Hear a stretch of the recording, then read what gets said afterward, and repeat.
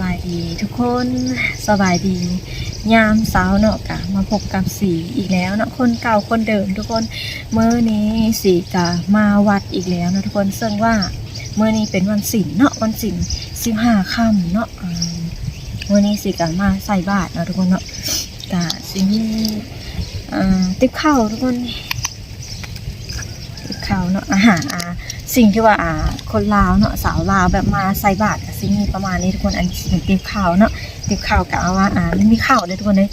เวลาเฮาสิป้อนเนาะเวลาสิใส่บาตรเราก็ต้องใส่ข้าวก่อนเป็นข้าวนี่เนาะพายไปก่อนทุกคนแล้วก็สิมีนมทุกคนนมเนาะสีได้ใส่นมสีว่าสีใส่นมโต๊ะมันสะเทือนเลยทุกคนลมตอนนี้ทุกคนแล้วก็สิมีเงินเนาะทุกคนแล้วก็สิมีกาแฟอันนี้สีเห็นยุ่งเงินสิก็เลยเอามาแล้วก็มีขนม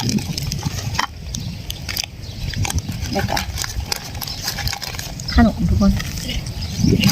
แล้วก็สิมีมะเขือมื้อนี้เนาะทุกคนสีกามาคนเดียวอากาศมื้อนี้ค่ะ15 องศาทุกคนเลย15 องศาอีกจังหน่อยเราสีเบิ่งกินเห็นนะอีกจังหน่อย14 องศาแบบมื้อนี้ก็ถือว่าเย็นได้ทุกคนเลยตอนนี้ค่ะเป็นเวลาอยู่7 โมงเนาะสีมา6 โมงฝ่าย6 โมงฝ่ายตอนนี้ก็คือ7 โมงแล้วแต่ว่าแสงตะเวนกายออกแล้วแต่ว่ามันมีเมฆบังนะทุกคนสิอันนี้ลมด้วยนี่นะลมด้วยนี่โอ้ยสีจับกาแม่สีเย็นจังนี่ทุกคนบรรยากาศยามเช้าเนาะวันมาสีไหลของสีวันที่สีอยู่อันนี้ก็สิเป็นเครื่องใส่บาตรโอ้สีจับประจนเสียงทุกคนตอนนี้คือแบบลมได้เลยลมตองอุ้ยถ่ายรูป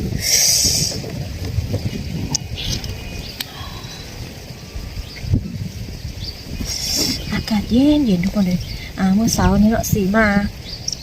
ตอนสีมาทุกคนบ่มีจักคนเลยแบบยังแบบคนยังพันมาเนาะเพราะว่ามันเสาแห้งนะแต่ตอนนี้ก็มีแล้วประมาณ4-5 คนแล้วสิกาลงมาถ่ายคลิปก็จะเนี่ยนะทุกคนแล้วจังขึ้นเพราะว่าขึ้นไปนั่งกะเย็นนะทุกคนนะเย็นแห้งมื้อนี้หาสีเอาเสื้อมาทุกคนเสื้อใหญ่เพราะว่าตอนศีลกินนี่เนาะวันศีลกินเนี่ยนะที่สีมามันหนาวแห้งหนาวแบบตอนที่สีมาศีลก่อน12 องศาทุกคนเลยมื้อนี้15 องศาถือว่าใครแน่ใครกว่ามื้อนั้นแต่กระเบื้องนี้แหละว่ามันสิเป็นอะไรเนาะเวลาเขาขึ้นเทิงนะขึ้นเทิงวัดนะตอนนี้สีอยู่ทางเข้าวัดทุกคนอันนี้ก็คือบรรยากาศวัดยามเช้าเนาะคักเลย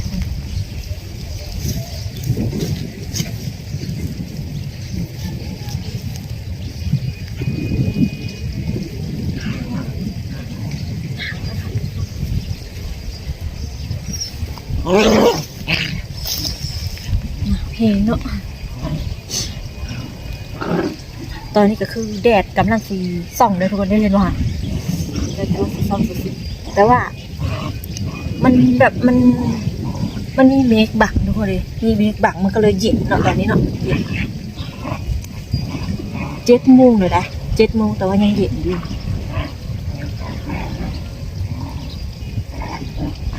2-3 มื้อเนี่ยทุกคนหนักเลยมื้อ3 มื้อหลัง3 มื้อหลังโหน2 มื้อหลังนะคะ3 มื้อหลังโหนเนาะมา3 มื้อนี่แหละ2-3 มื้อนี่แหละอากาศหนาวเย็น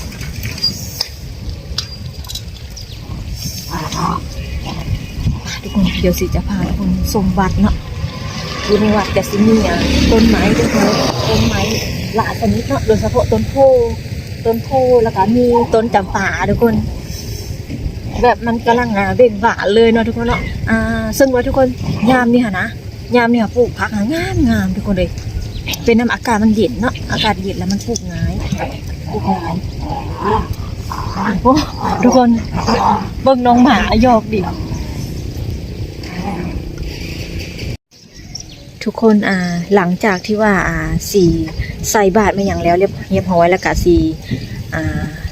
พอดีถ้าว่าสีเฮ็ดแล้วเนาะสีใส่บาตรเรียบร้อยมาในมือนี้ก็คือสีพาไปเฮ็ดพาเข้าเลยทุกคนเฮ็ดพาเข้าแล้วก็เฮ็ดต้นเนาะอยู่เฮือนหมอเพิ่นนั่นแหละมือนี้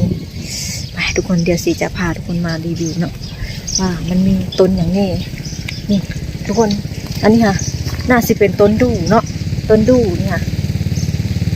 แล้วก็ทุกคนดอกจำปาต้นจำปานี่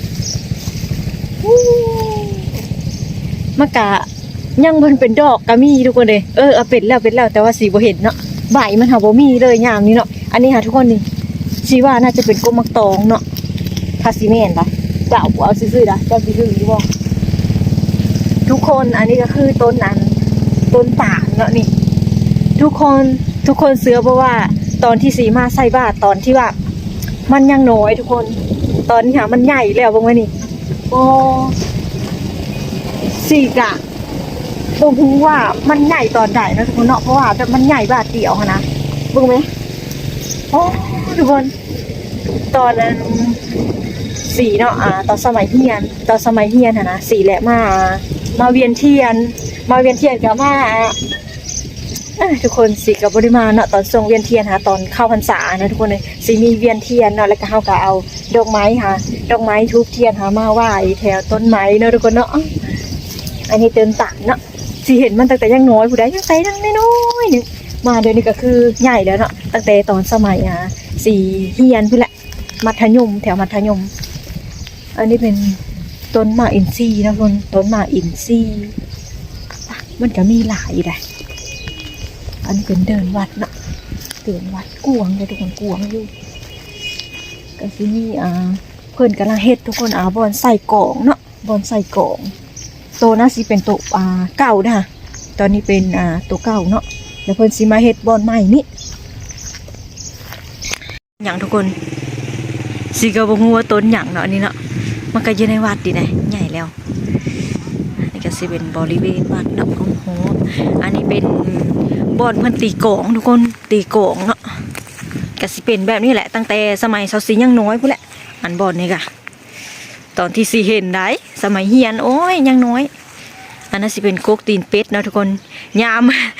มมาตอนเซ็งของเฮียน1นี่แหละสิอันคุ้นๆอยู่เนาะกินวันนี้ทุกคนตอนเดือน1เนาะเดือน1 2เดือน1ก็คือเดือนนี้แหละอันนี้มันคือมันอย่างหวยเลยได้นี่มันบ่มีแล้วเวลามันเป็นดอกสีส้มกินแบบโอ้ยจนเจ็บหัวหมดเลยทุกคนอันนี้ก็สิเป็นบอนเพิ่นสิใส่กล่องใหม่เนาะมันกล่องใหม่แต่ว่ายังบ่แล้วได้เพิ่นก็กำลังเฮ็ดเด้นี่ก็สิมีต้นโพทุกคนนี่ต้นโพตัวนี้ก็สิเห็นตั้งแต่ตอนยังน้อยพุ่นได้ต้นโพนี่ได้เดี๋ยวนี้มันก็ใหญ่แล้วใหญ่บ่เลยว้ายหนาวนะทุกคนเนาะอากาศหนาวทุกคนเลย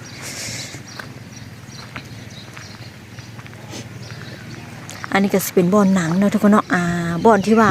เพิ่นเดินบินทบาทช่วงเข้าพรรษาทุกคนช่วงเข้าพรรษาแล้วเพิ่นสิแบบคนมันหลายนะทุกคนช่วงเข้าพรรษาส่วนหลายสิเป็นช่วงออกพรรษาแล้วคนหลายค่ะสิมาปูซาดแล้วก็หนังยินเนี่ยทุกคนแล้วก็ให้เพิ่นนะบิณฑบาตเนาะบิณฑบาตแถวนี้แหละอันนี้สิเป็นต้นไห้ได้ทุกคนเลยต้นไห้ใหญ่ก็ใหญ่บาทเดียวนะทุกคนเนาะ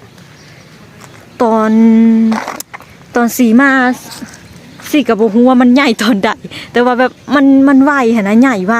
แบบมาปุ๊บคือว่าเห็นแล้วเห็นแบบมันใหญ่ไปนี่แล้วทุกคนผู้คนก็เริ่มหลั่งไหลเข้ามาเลยเนาะแต่ว่าสีว่าน่าจะบ่หลายเนาะเพราะว่ามันหนาวนะมันเย็นแล้วก็มื้อนี้ก็ถือวันคานอีกวันคานเลยส่วนหลายเพิ่นสิไปกานแล้วก็ไปโรงเรียนเด็กน้อยจ้ะถ้าเป็นวันเสาร์วันอาทิตย์นะคนสิหลายดูทุกคนเลยเป็นต้นไห้เนาะเนี่ยเนาะ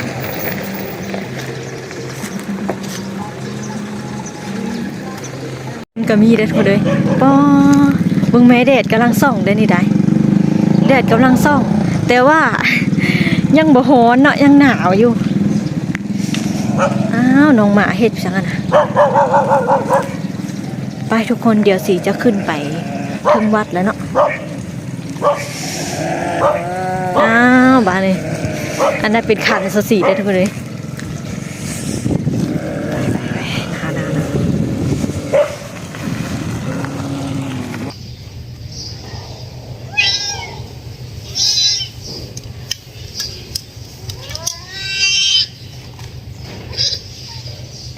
ว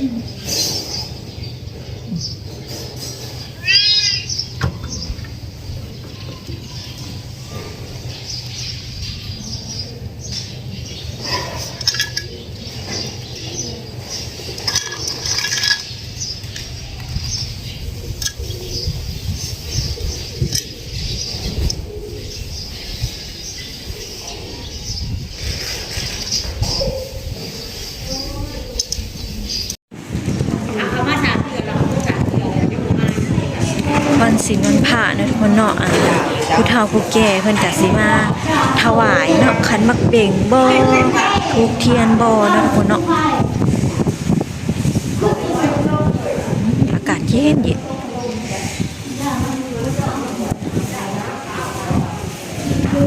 สีเครื่องวันนี้ก็คือแบบมันหนาวแห้งทุกคนเนาะอากาศ15องศาสิก็เลยเอาเสื้อนี่มาอากาศ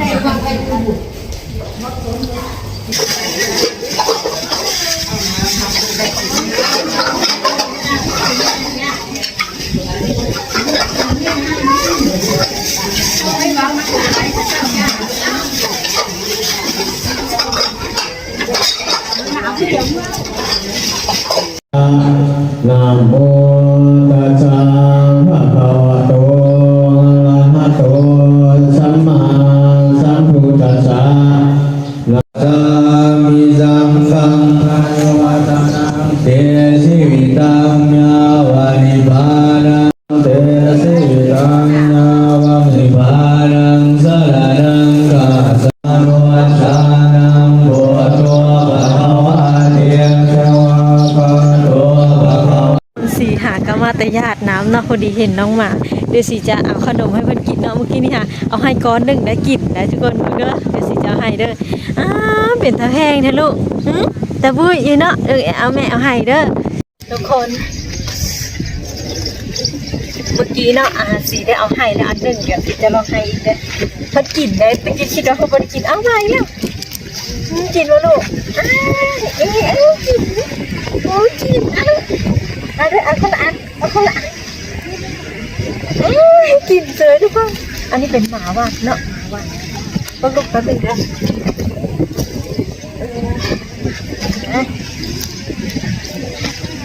อย่ากัดเลยนะโอ้ยวัดแล้วฉันเลยวัดแล้วจริงๆเลยทุกคนตะกี้สีว่ามันสีกินนะลุงวัดแล้วลูกวัดแล้วยิ้มกับเขายิ้มแบบหนาเตี้ยทุกคนทุกวันประมาณหนาโตเท่าไหร่วัดแล้วลูกวัดแล้วเด็กจะมาวัดแล้วลูกสีนั้นสีลืมเอาขนมมาให้เพื่อนเนาะเป็นขนมสาลีนะทุกคนวัดแล้วลูกไปแม่เบื่อกันเด้อมื่อนาจะเอาให้กินใหม่เด้อบ้ายากอะไรทุกคนค่ะวัดแล้วลูกวัดแล้ว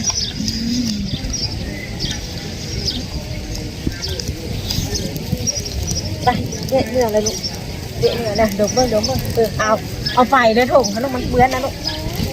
มาทุกคนอย่าสีกะก่อตกกับเงินกับน้องๆกระติกแข่งดิแข่งกันทุกคนอันนี้หมาวัดเลยนะสีต้องเอาขนมให้กินลูกเนาะกินดีๆลูกไปเตะมือเขาเด้อไปบ๊ายบายลูกเตะมือเขาเด้อไปบ๊ายบายอันนี้เป็นน้องๆเนาะไปแล้วทุกคนมีแต่หมาตีได้ลูกมาเด้อนี่มาหาแม่นี่ลูกแพงเด้มือหน้าจักเอามาให้เด้อลูกเด้อบอกคิดว่าส่วนสิกินได้ทุกคนเลยมันเป็นหมาวัดนะไปเดี๋ยวแม่มือเขาเด้อบ๊ายบายบ๊ายบายลูกบาย